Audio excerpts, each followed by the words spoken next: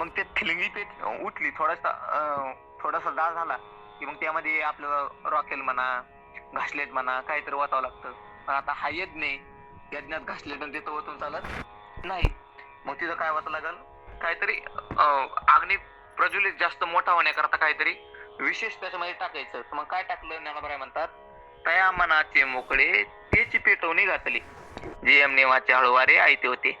कारण असं ते आम्हाला जे अग्नीत घालायचं असतं सुरुवातीला, ते असं वल्ल लाकूड किंवा जाडजूड लाकूड घालून चालत नाही. छोटस लाकूड म्हणा किंवा गवत वगैरे घालावं लागतं, म्हणजे अग्नी काय होतो, प्रज्वलित होतो. मग माऊली म्हणतात काय घातलं त्याच्यामध्ये, तर मनाचे मोकळे तेची पेटवणे.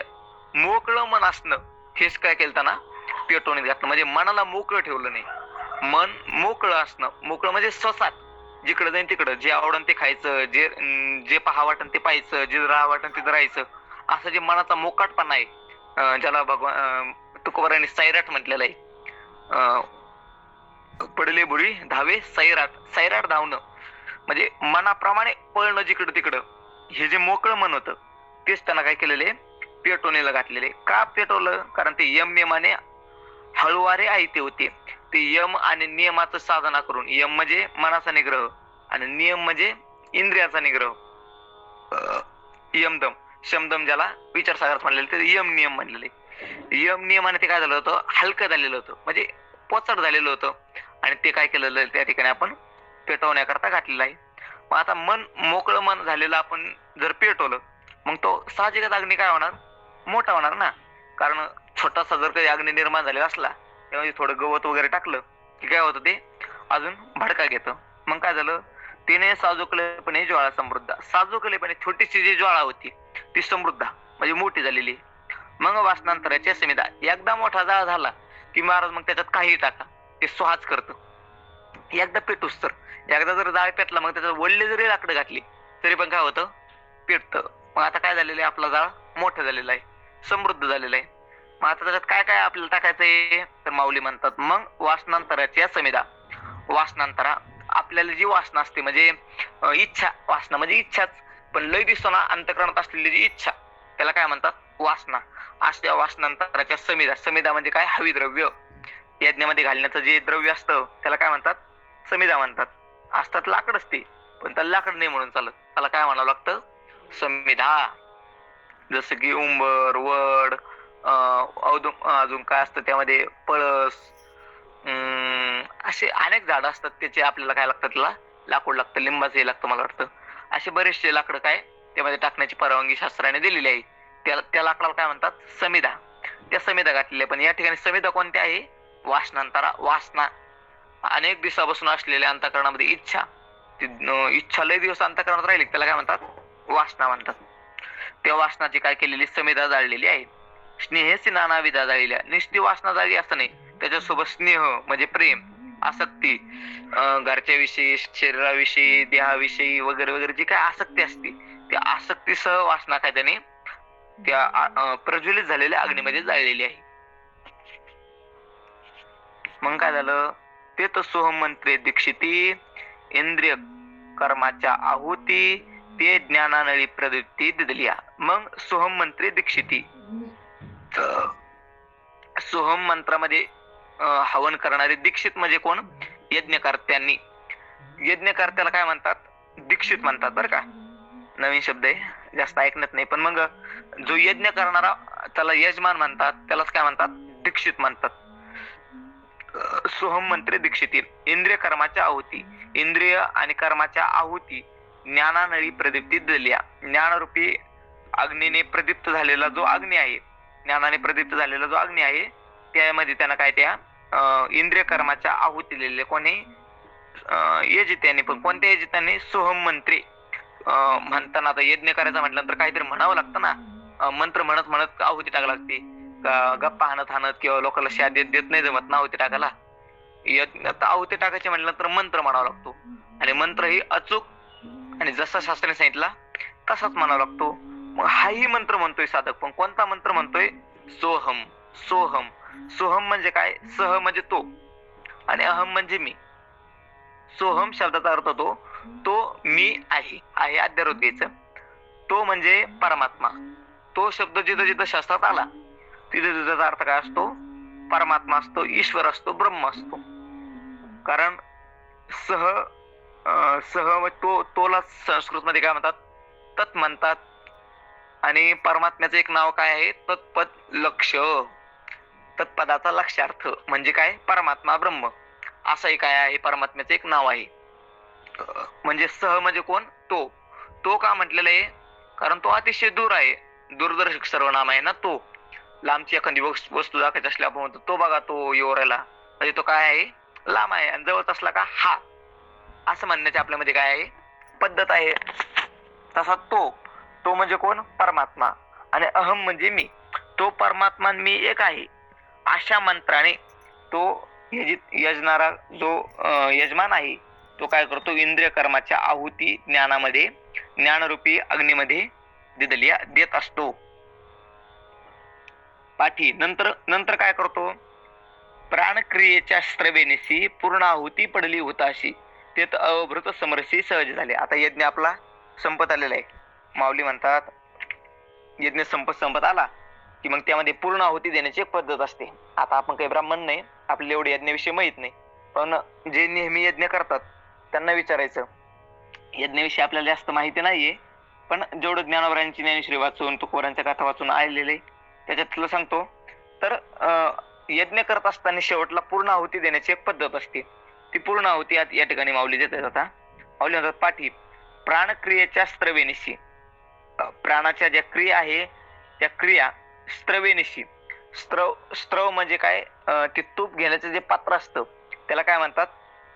स्त्रव म्हणतात. तूप म्हणा किंवा समिधा ठेवण्याचं जे पात्र असतं, पूर्वी सोन्याचे असायचे, नंतर पितळाचे, तांब्याचे वगैरे त्यात वापरू लागले.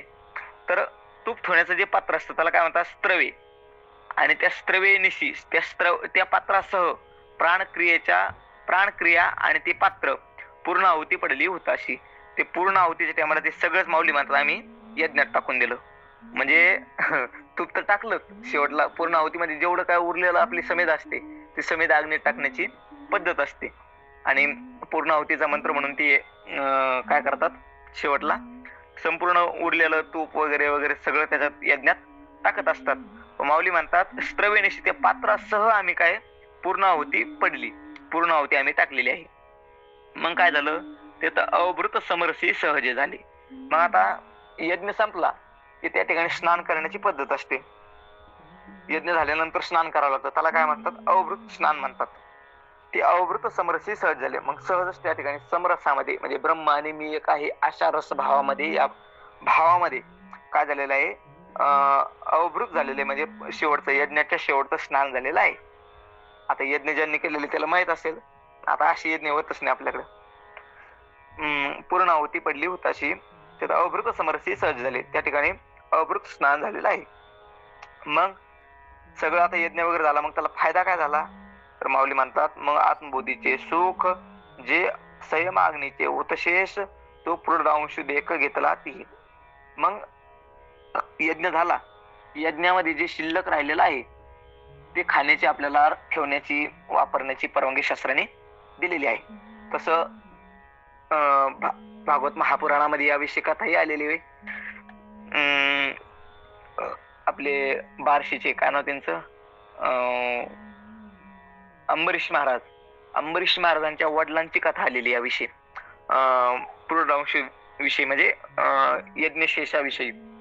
ते गरीब होते, त्यांच्या आजोबांनी म्हणजे अंबरीश महाराजचे आजोबा, त्यांच्या वडिलांचं नाव नाही आठवणार आता, पण मग त्यांनी या यज्ञशेषाविषयी थोडंफार भागवतामध्ये थोडंफार त्यांच्याविषयी, त्यांच्या संदर्भामध्ये त्याचं चरित्र बघून घ्या, खूप छान चरित्र आहे. त्या चरित्रामध्ये विषय आलेला आहे म्हणजे यज्ञशेष जो भाग आहे तो कोणी सेवावा, कोणा करता असतो वगैरे वगैरे, त्यामध्ये बरेचसे चिंतन आलेले. त्यामध्ये रुद्राचा अंश त्यामध्ये काय सांगितलेलं आहे, हिस्सा सांगितलेला आहे. रुद्राचं ते काय असतं? पूर्ण यज्ञशेष असतं, परंतु त्या ठिकाणी भगवान शंकरांनी प्रसन्न होऊन त्यांनाच ते दिलं होतं. तसं त्या ठिकाणी यज्ञ झाल्यानंतर जे हविद्रव्य म्हणा किंवा धन संपत्ती वगैरे जे काही शिल्लक असतं ते आपल्याला ग्रहण करण्याचा आदेश दिलेला आहे. पुढे आपल्याला ते विषय येणार आहे. तर जे आत्मबोधीचे सुख ते संयमाग्नीचे हुतशीस. आता हा जो यज्ञ आपण केला याला नाव काय दिलेलं आहे? संयमाग्नी. संयमाने केले झालेला अग्नी म्हणजे मनाचा संयम करणं हाच काय आहे? अग्नी आहे. आणि त्या अग्नीमध्ये आपण वर बघितल्याप्रमाणे काय आहुत्या द्यायच्या आहे. तर हा संयम अग्नी आहे. त्याचं हुतशेष काय आहे? काय आहे तर आत्मबोधीचे सुख. आत्मबोध झालेला आहे. कारण वरचं जे काय वर्णन आहे ते जर आपण कधी यज्ञ बाजा सारला आणि नुसतं जर कधी त्याच्यातलं वर्णन घेतलं तरी संपूर्ण वर्णन कशाचं आहे? ज्ञानाचं आहे. आणि ज्ञान झाल्यानंतर काय प्राप्त होत असतं तर आत्मबोध. आणि आत्मबोधामध्ये अपार सुख असतं, खूप मोठं सुख असतं. म्हणजे त्या सुखाकरता तपी लोक तप करतात, जपी लोक जप करतात. यासाठी भांडण काय ब्रह्मज्ञानदरी कळे उठावटी तरी काही हेमपुटी वेदशास्त्री, यासाठी जप, यासाठी तप, व्यासी अमुक ग्रंथ केले. म्हणजे जेवढं काय ज्ञान आहे, जे ज्ञान ज्याच्या करता आहे ते काय आहे? आत्मबोधाचं सुख. तो आत्मबोधाचं सुखच काय आहे? या यज्ञाचं हुतशेष आहे. म्हणजे यज्ञ झाल्यानंतर उरलेलं शिल्लकच आहे. आणि तो पूर्णरांशुदी एक घेतला ती यज्ञशेष त्या साधकाने घेतलेला आहे. म्हणजे काय काय उरलं तर ते करता शेवट एवढं यज्ञ करून काय प्राप्त झालं त्याला? आत्मबोधाचं सुख म्हणजे ज्ञान प्राप्त झालं. आणि ज्ञानानं प्राप्त झालेलं सुख म्हणजे ब्रह्माचं सुख, ते सुख त्याने प्राप्त करून घेतलेलं आहे. एक घेतला ती बर. एक ऐशी यजोनी मुक्त जे झाले त्रिभुवनी, या यज्ञ क्रिया तरी अनानी परिप्राप्ती ते एक. काही जणांनी ऐशिया ही यजोनी अशा प्रकारची ही योजना करून, आता वर आपण जे बघितलं 8-9 मध्ये सर्वाणी इंद्रिय कर्माने या श्लोकाखाल्या जेवढे का ओव्या आहे या पद्धतीने यजन केलं. म्हणजे काय केला? यज्ञ केला. आणि यज्ञ करून काय करून घेतलं? मुक्त जे झाले त्रिभुवनी, त्रिभुवनामध्ये ते काय झालेले? मुक्त झालेले. म्हणजे मुक्त झाले, मुक्तीचा मार्ग त्यांनी स्वीकारलेला आहे. या यज्ञ क्रिया तरी अनानी परिप्राप्ती ते एक. आता माऊली म्हणतात हे वर जे काय यज्ञाची पद्धती सांगितल्या त्या सगळ्या वेगवेगळ्या क्रिया आहे. यात हा यज्ञ वेगळा, तो यज्ञ वेगळा, तो यज्ञ वेगळा, हे सगळं खरंय. परंतु यांचं प्राप्तव्य स्थान म्हणजे यांनी प्राप्त होणार जे साध्य आहे ते साध्य एकच आहे. कोणत्याही रस्त्यानं जाणार आपण कुठं? आता तुम्ही पंढरपूरला गेली, तुम्ही कुठून गेले? पुण्याहून गेले असाल तर पुण्याहून जायचं तुमचा मार्ग वेगळा, काही जण बीड मार्गे आली त्यांचा मार्ग वेगळा, आम्ही नगर मार्गे गेलो आमचा मार्ग वेगळा. सगळ्यांचे मार्ग वेगळे होते. परंतु आपण गेलो कुठं? सगळे पंढरपूरला. त्याचप्रमाणे या कोणत्याही यज्ञाच्या मार्गाने तुम्ही जा, पण शेवटला कुठं जासान? मुक्तते झाले त्रिभुवनी म्हणजे ब्रह्माच्या ठिकाणीच जातं, मुक्ततेच्या ठिकाणी परमात्म्याच्या ठिकाणीच प्राप्त होत जातं असं माऊली म्हणतात. द्रव्य यज्ञ अजून काही यज्ञ आहे शिल्लक राहिलेले, ते यज्ञ ज्ञानोबा आता थोडक्यात सांगतात. द्रव्य यज्ञास, तपो यज्ञास, योग यज्ञास तथा परे, स्वाध्याय ज्ञान यज्ञास संशित व्रतः. द्रव्य यज्ञ हा अजून जे काही साधक मंडळी आहे ते काय करतात? अपरे म्हणजे दुसरे काही द्रव्य यज्ञ हा द्रव्याचा यज्ञ करतात. द्रव्य यज्ञ म्हणजे जे श्रीमंत लोक आहे बाबा, आता ज्यांच्याकडं मावतं मावना असे लोक काय करतात? दान देतात किंवा धनाच्या माध्यमातून काय करतात? पुण्य संपादन करतात, परमात्म्याला प्राप्त करून घेतात.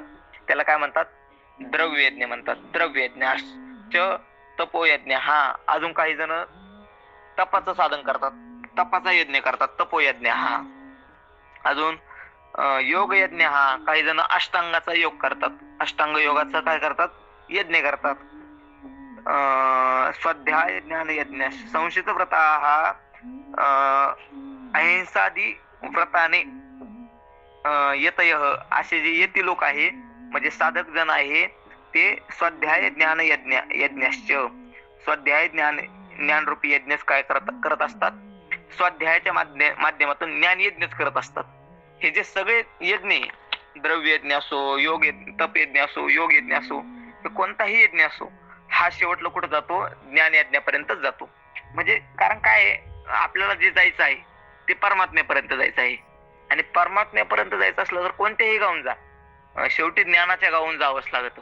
त्यामुळे कोणत्याही मार्गाने गेला की तो ज्ञानापासूनच जातो हे सांगण्याकरता भगवंताने सांगितलेले स्वाध्याय ज्ञान यज्ञ हा. स्वाध्यायाच्या म्हणजे अभ्यासाच्या मार्गाने काय ते ज्ञान यज्ञच करत असतात.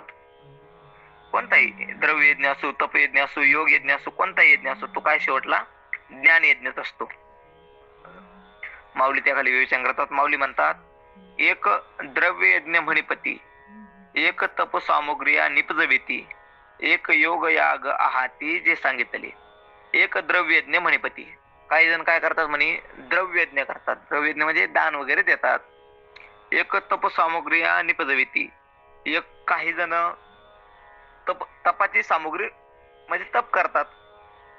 तपाचे आपल्याला उदाहरण आता तर नाही पाहायला भेटत, पण पुराणामध्ये 60,000 वर्ष कोणी तप केलेले, कोणी एका पायावर राहून तप केलं, कोणी एका बोटावर राहून तप केलं, असे अनेक आपल्याला काय पुराणामध्ये उदाहरणं दिसतात. ते हिरण्यकश्यपूचं तप, अजून विश्वामित्रांचं तप वगैरे वगैरे अनेक जणांनी काय केलेले, तप केलेले आहे. आणि तपाच्या माध्यमातून भगवंताला काय करून घेतलं, प्राप्त करून घेतलं.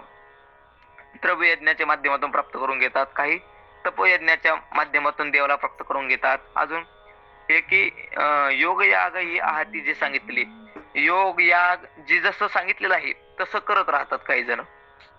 जसं काय सांगितलेलं असं म्हणजे शास्त्रात जसे सांगितलेले, योग कसा करावा, याग कसा करावा, याग म्हणजे यज्ञ आणि योग म्हणजे हे अष्टांग योग, जसं सांगितलेलं आहे तसं ते करतात. काही जण काय करतात, शब्दी शब्द योजजे तो वाघ यज्ञ म्हणजे, ज्ञाने नेय गमिजे तो ज्ञान यज्ञ. एक काही जण काय करतात, शब्दी शब्द योजजे, शब्दाने शब्दाची योजना करतात, त्याला काय म्हणतात, वाक यज्ञ म्हणतात. म्हणजे जसं की विठ्ठल विठ्ठल विठ्ठल विठ्ठल विठ्ठल विठ्ठल म्हणणं, याला काय म्हणतात, वाक यज्ञ म्हणतात. सरळ सरळ ती शब्द योजजे, शब्दाच्या मागे पुन्हा शब्द योजाचा, शब्दाच्या मागे पुन्हा शब्द योजाचा, तोच तोच तोच तोच शब्द योजणं. वा, तर देवाच्या नावाचे शब्द जोडायचे कुणाला, जसं की विष्णू सहस्रनाम, एकदा देवाचं नाव सुरू केले का 1000 नाव घ्यायचे, पुन्हा पहिल्यापासून सुरू करायचे, 1000 नाव घ्यायचे. त्याला काय म्हणतात, वाघ यज्ञ म्हणतात. वाणीच्या द्वारे केले गेलेला यज्ञ. आपल्या वारकरी संप्रदायामध्ये या यज्ञाला खूप महत्व दिले. नाम जप यज्ञ तो परम, बांधू न शके स्नानादी कर्म, नामे पावन धर्मा धर्म, नामे परब्रह्म वेदार्थी, असं 9व्या अध्यायामध्ये ज्ञानोबा म्हणणारे पुढं. तर असा काय हा वाक यज्ञ आहे. पुन्हा दुसरा एक यज्ञ आहे, त्याला काय म्हणतात, ज्ञान यज्ञ. ज्ञाने नेय गमिजे तो ज्ञान यज्ञ, ज्ञानाच्या माध्यमाने ज्ञेयाशी एकरूप होणं, याला काय म्हणतात, ज्ञान यज्ञ म्हणतात. हे अर्जुना सकळ कुवाडे, जे अनुष्ठिता ते संकडे, परी जितेंद्रियासीची गडे योग्यता वशे. अर्जुना, हे अर्जुना, सकळ अति कुवाडे, अनुष्ठिता ते संकडे. अर्जुना, तसं जर बघायला गेलं तरी सगळेच यज्ञ वर सांगितलेले, म्हणजे कुठून ब्रह्मार्पणम बसून 24 श्लोकापासून 24, 25, 26, 27 आणि 28 श्लोकापर्यंत जेवढे काय सांगितले यज्ञ, हे सगळेच काय आहे, अति कुवाडे, अनुष्ठिता अति सांकडे, खूपच कठीण आहे. आपल्याला जर कधी कळून घ्यायला सांगायला जर एवढे अवघड चालले, तर आचरण करायला किती अवघड असते ना, आपण नुसतं कल्पना करू शकतो. हे सगळेच काय आहे, अनुष्ठिता अति सांकडे, खूप कठीण आहे अनुष्ठान करण्याकरता. मग कसं करत असते ना हे लोक, तर माऊली म्हणतात, परी जितेंद्रिय अशीची घडे योग्यता अशी, ज्यांनी आपली इंद्रिय जिंकलेली आहे, असे जे जितेंद्रिय आहे, ज्याची इंद्रिय तो म्हणन तसं वागतात, इंद्रिय म्हणन तसं तो नाही वागत, त्याची इंद्रिय तो म्हणन तसं वागतात, असा जो जितेंद्रिय आहे. या जितेंद्रिय करता ज्ञानोबरायांनी एक दृष्टांत दिलेला, कोणाचा, कुर्माचा. का कुर्मजिया परी वाईला अवय पस्त्री, तैसे इच्छा अवश्य आवरी आपोले. आपण दुसऱ्या अध्यायात माऊली म्हणतात, तू कासव म्हणी जसा आपल्याला वाटण तवा इंद्रिय काय करतो, आपले हातपाय आखडून घेतो, आणि वाटण तवा काय करतो, मोकळ सोडतो. तशी इंद्रिय, जशी इंद्रिय तो म्हणन तिकडे जातात, आणि तो म्हटलं नको नको माघारी येतात. असं जो जितेंद्रिय आहे, त्या जितेंद्रियाकडूनच हे यज्ञ घडतात. कस काय, त्याच्याकडूनच कस काय घडतात, माऊली म्हणतात, तो काय आहे, योग्यता आवश्यक, कारण त्याच्या ठिकाणी ती योग्यता आहे. ते यज्ञ करण्याची योग्यता फक्त त्या जितेंद्रिय पुरुषाच्या ठिकाणी आहे, म्हणून त्या जितेंद्रिय पुरुषाकडूनच काय होतात, हे यज्ञ घडतात. ते प्रवीण तेत भले आणि योगाग्नी की अथिले, योग समृद्धी अथिले, म्हणून आपण पाहते केले आत्महवन. ते प्रवीण तेत भले, हा जो जितेंद्रिय आहे तो प्रवीण आहे, तिथं भला प्रवीण आहे, नुसतं प्रवीण नाही, भला प्रवीण, भला म्हणजे चांगला प्रवीण आहे. आणि योग समृद्धी अथिले, योगाची समृद्धी अथिले, योगाच्या समृद्धीने तो संपन्न आहे. म्हणून आपण पाहते केले आत्महवन, म्हणून आपल्यामध्येच आपलं हवन त्याने त्या ठिकाणी केलेलं आहे. म्हणून आपण पाहते केले आत्महवन. आत्महवन म्हणजे आपल्यात आता हे जे वर्णन आलेलं आहे पुढं, हे सगळं आपल्यामध्ये आपलं कसं हवन करायचं त्याच आलेलं आहे. कसं करायचं तर भगवंत म्हणतात, अपाने जीवती प्राणम प्राणम प्राणे तथा परे प्राणापान गती रुद्ध्वा प्राणायामत्परायणाः. अपाने जीवती प्राणम च अपरे. अपरे अपरे हे आता प्रत्येक श्लोकातच आहे. अपरे म्हणजे दुसरे काही साधक जण ते काय करतात, अपाने प्राणम जीवती, अपान वायूचा प्राणवायूमध्ये काय करतात, हवन करतात. आता कशी करतात ही पद्धती मला नाही माहिती, एवढं स्पष्ट नाही सांगता येणार, पण माऊलींनी इथं 3 पद्धती मांडलेल्या आहे. अपानामध्ये अपानाचं हवन प्राणामध्ये करतात, प्राणाचं हवन अपानामध्ये करतात आणि प्राणाचं हवन प्राणामध्ये करतात, आणि चौथं प्राण आणि अपान या दोन्हीची गती थांबवतात.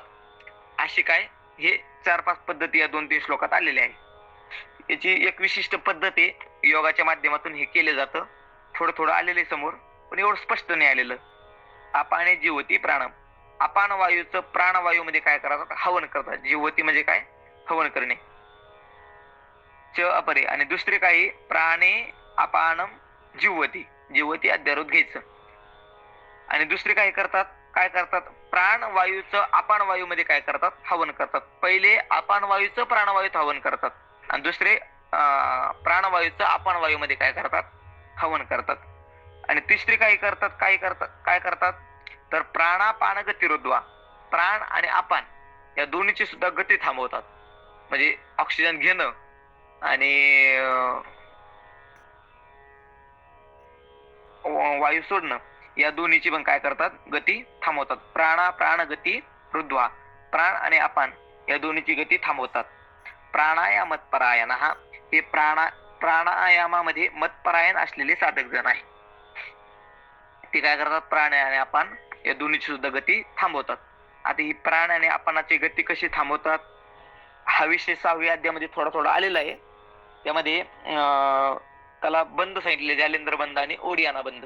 जालिंद्र आणि ओडियाना बंधाच्या माध्यमातून प्राण आणि अपानाची काय करता येते, गती थांबवता येते. म्हणजे जेव्हा तो योगा करता बसतो, तत्र एकाग्रम मन कृत्वा यत चित्तेंद्रिय क्रिय उपविश्यासने युंजा योगमात्म विशुद्धय. ते आसन वगैरे त्यांना मांडलं की आपलं मानेचा कणा, पाठ आणि कंबर त्या कलाईनेच असं सरळ बसला की आपला श्वास पूर्ण वडायचा आणि आपली ही जी दाढ असती ती दाढ आपल्या गळ्याच्या ठिकाणी खेटवणं, याने काय होत असतं, प्राणवायूचं काय होतं, गती थांबत असते. म्हणजे त्यानंतर त्याला ऑक्सिजन वगैरे घेता येत नाही.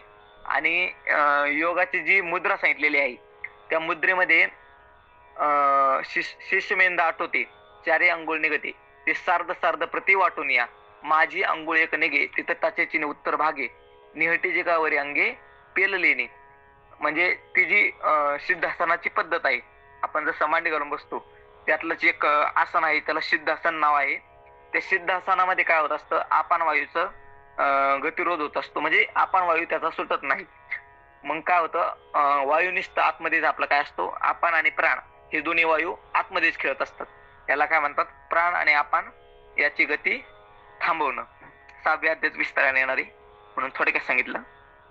प्राण आणि अपानाची गती काही प्राणायामामध्ये मतपरायण असलेले मंडळी थांबवतात. ठीक आहे.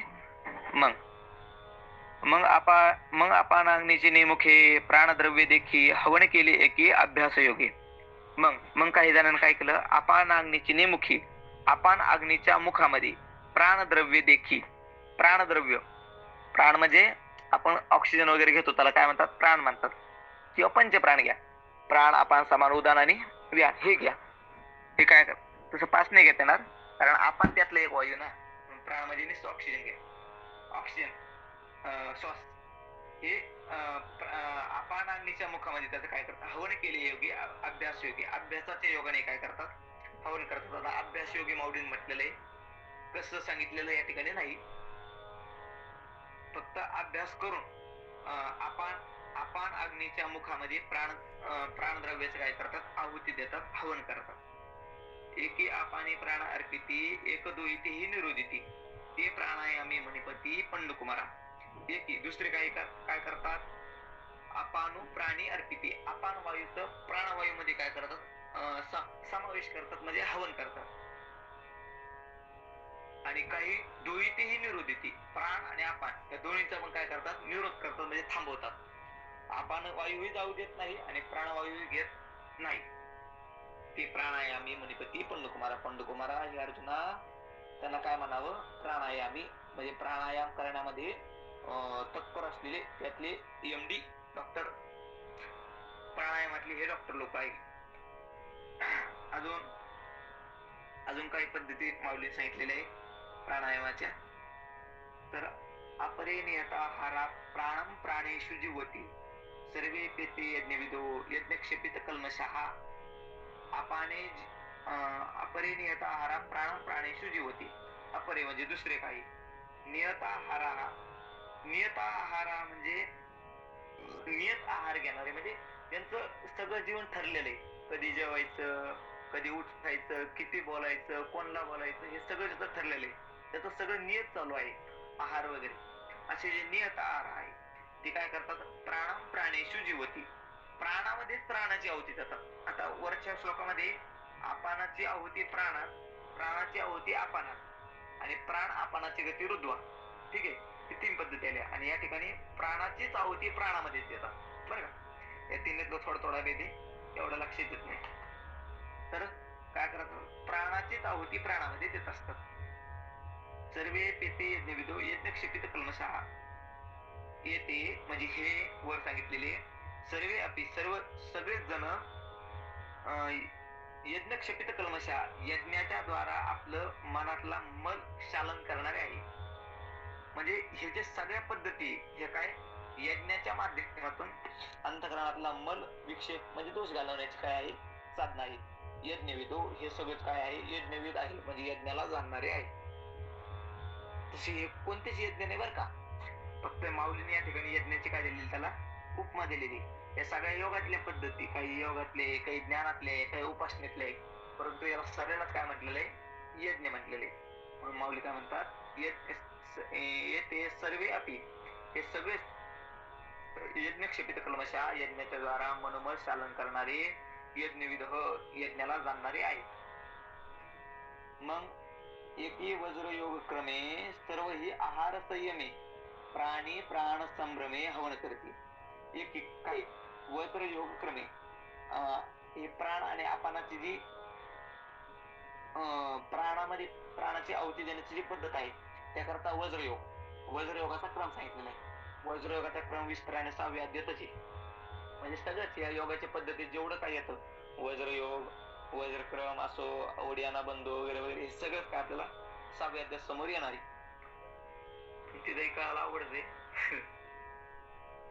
तर हे सगळे वज्रयोग क्रमे सर्व हे आहार संयमे सर्व आहाराचं काय करतात, संयमन करतात. आणि प्राणी प्राण संभ्रमे हवन करते. प्राणामध्ये प्राणाचं काय करतात, हवन करतात म्हणजे प्राणवायूमध्ये प्राणवायूचं हवन करतात. ऐसे मोक्ष काम सकळ समस्त हे जनशील जी यज्ञद्वारा मनोमन शालन केले. माऊली म्हणतात ऐसे अशा प्रकारे मोक्ष काम, मोक्षाची इच्छा असलेले सकळ सगळे समस्त हे यजनशील सगळेच हे काय आहे, यज्ञशील आहे. यज्ञशील म्हणजे यज्ञ करणं ज्यांचा स्वभाव आहे त्याला काय म्हणतात, यज्ञशील. समस्त हे सगळेच काय आहे, यजनशील आहे म्हणजे यांचा यज्ञ करणं स्वभाव आहे.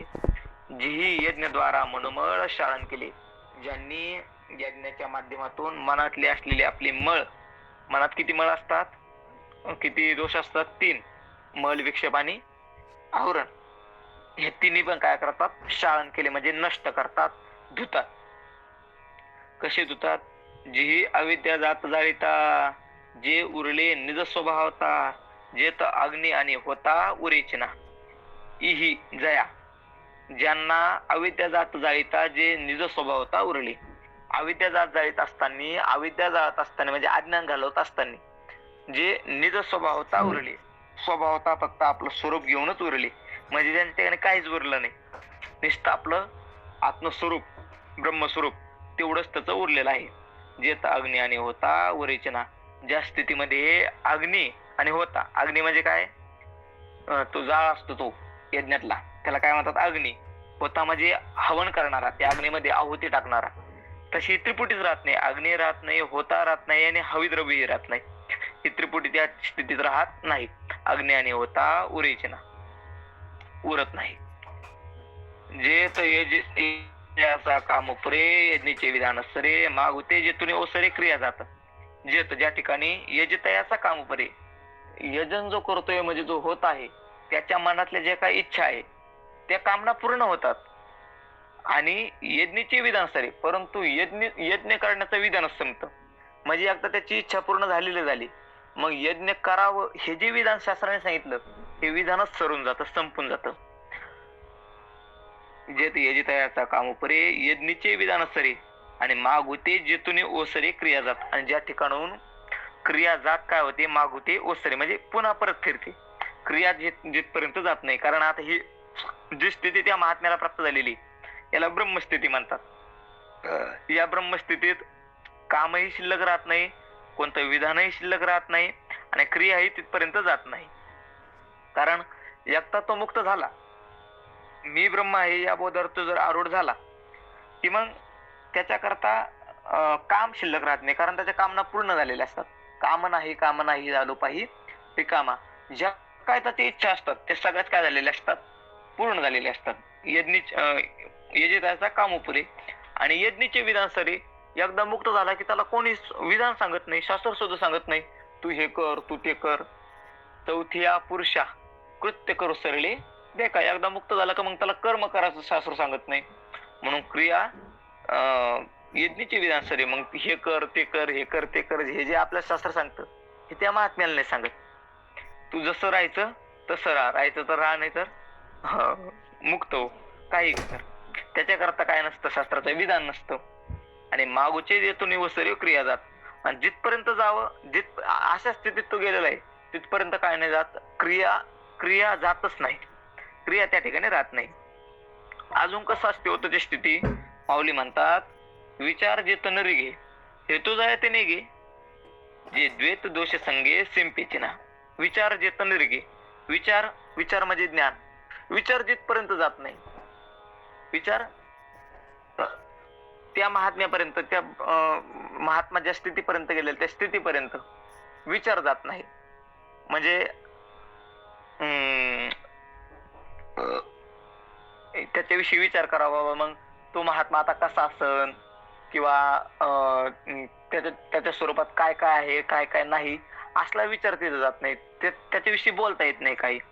आणि हेतू जाय ते निघे. हेतू म्हणजे काय, हेतू जेत नर रिगे निघे. हेतू ज्ञान हे अनुमान ज्ञानातलं पद्धती असते. कारण ज्ञान करून देण्याचे जे अनेक प्रकार आहे ना, त्यामध्ये हेतू ज्ञान एक आलेलं आहे. न्यायशास्त्रकारांनी याचा जास्त वहापोह केलेला आहे. त्यामध्ये असं असतं, हेतू ज्ञानात काही प्रत्यक्ष ज्ञान असतात आणि प्रत्यक्षाचा जे विषय होत नाही ते कशाचा विषय होत असतं, हेतूचा म्हणजे अनुमानाचा विषय होत असतो. जर हे असं आहे तर ते तसं असावं, किंवा जिथं जिथं हे आहे तिथं तिथं ते असतं, याला काय म्हणतात, हेतू ज्ञान म्हणतात. म्हणजे यत्र यत्र धुमा तत्र तत्र वन्यही, म्हणजे जिथं जिथं धूर असतो तिथं तिथं अग्नी असतो. आता हे जे ज्ञान झालं अग्नीचं, अग्नी यानं बघितला का, समजा एखाद्या दिवशी आपण कुठंतरी एखाद्या दूर जंगलात गेलो आणि लांबूनच आपण डोंगरून खाली बघितलं की कुठंतरी धूर निघतोय, भूक लागलेली ती, आणि धूर बघितल्यावर आपल्याला काय वाटलं, तिथं ज्या अर्थी तिथं धूर आहे त्या अर्थी तिथं काय आहे, अग्नी आहे. आणि ज्या अर्थी तिथं अग्नी आहे त्या अर्थी तिथं कोणीतरी राहतं. आता त्या ठिकाणी अग्नी आहे हे आपल्याला कळलं की नाही, कळलं, तिथं अग्नी हे कळलं, पण अग्नी आपण बघितला का, नाही. आपण बघितलं काय, धूर. आणि धुराच्या ज्ञानाने अग्नीचं ज्ञान होणं यालाच काय म्हणतात, हेतू ज्ञान म्हणतात, अनुमान ज्ञान म्हणतात, अनुमिती ज्ञान म्हणतात. ही एक ज्ञानाची पद्धत असते, ही प्रत्यक्षाच्या समोरची असते. प्रत्यक्ष ज्ञानात कसं असतं, डोळ्याने दिसणं, कानाने ऐकू येणं, हाताने जाणवणं, नाकाने वास येणं, जिभेने स्वाद कळणं, याला काय म्हणतात, प्रत्यक्ष ज्ञान म्हणतात. प्रत्यक्षाच्या हात इथपर्यंत जातात. पण आता आपण प्रत्यक्ष अग्नी बघितला का, नाही, तरी सुद्धा आपल्याला अग्नीचं ज्ञान झालं. याला काय म्हणतात, हेतुज्ञान म्हणतात. हे हेतुज्ञान सुद्धा त्या महात्म्यापर्यंत, त्या ब्रह्मस्थितीपर्यंत जात नाही. हेतू जयाते नेगे. माऊली म्हणतात, हेतू सुद्धा ज्याला प्राप्त करून देत नाही, प्राप्त करून घेत नाही. जे द्वैत दोष संगे सिंपेचे ना, जे ज्ञान द्वैत आणि दोष संग, द्वैत म्हणजे दुजेपणा, हे वेगळं ते वेगळं, हे ते जे असतं त्याला काय म्हणतात, द्वैत म्हणतात. हे द्वैत आणि दोषाचा संग, दोषामध्ये असणं, दोष असणं, हे त्याच्या ठिकाणी सिंपत नाही, राहत नाही. विचार जेत नरिगे हेतू जयाती नेगे, जे द्वैत दोष संगे सिंपेचे ना. अशी ते महात्म्याची काय अशी असते स्थिती असते. अजून बऱ्याचशा मला वाटतं एवं बहुविधा यज्ञ, अजून 2 श्लोक आहे यज्ञाचं वर्णन करणारे, पण आपल्या 10 मिनिटं टाइम आहे. बघू पुढल्या सोमवारी. पुंडलिक वरदारी विठ्ठल श्री ज्ञानदेव तुकाराम माऊली ज्ञानेश्वर महाराज की जय. जगद्गुरु तुकाराम महाराज की जय. गुरुजोग महाराज की जय. विठ्ठल विठ्ठल विठ्ठल. 5-6 जण घ्यायचंय का? हो महाराज, हो हो हो. आता विश्वात्मके देवे येणे वाग्यज्ञ तोषावे, तोषो निमद द्यावे पसाय दान हे. जे कळांची व्यंकटी सांडो, तया 70 मीर्ती वाढो. भूता परस्परे पडो मैत्र जीवांचे, दुरितांचे तिमिर जावो. विश्वस्व धर्म सूर्य पाहो, जो जे वांचल तो ते लावो. प्राणी जात वर्षत सकळ मंगळी, ईश्वर निष्ठांची मांदी आली. अनभरत भूमंडळी भेटतो या भूता, त्याला कल्पतरुचे अरब. चेतना चिंतामणीचे गाव, बोल दे जरणव पियुषांचे. चंद्रमेजे अलांछन, मारतंड जे तापहीन. ते सर्वाई सदा सज्जन स्वैरे होतो. किंबहुना सर्व सुखी, पूर्ण हो नितीनी लोकी. भजिजो आदि पुरुखी अखंडित, आणि ग्रंथोपजीविये. विशेषी लोकीये, दृष्टा दृष्ट विजय होवावे जी. येत मने श्री विश्वेश्वराहो, आ होईल दान फसावो. येणे वरे ज्ञान देवो सुखिया झाला, येणे वरे ज्ञान देवो सुखिया झाला. पुंडलिक वरदारी विठ्ठल श्री ज्ञानदेव तुकाराम माऊली ज्ञानेश महाराज की जय. जगद्गुरु तुकाराम महाराज की जय. सद्गुरु जोग महाराज की जय.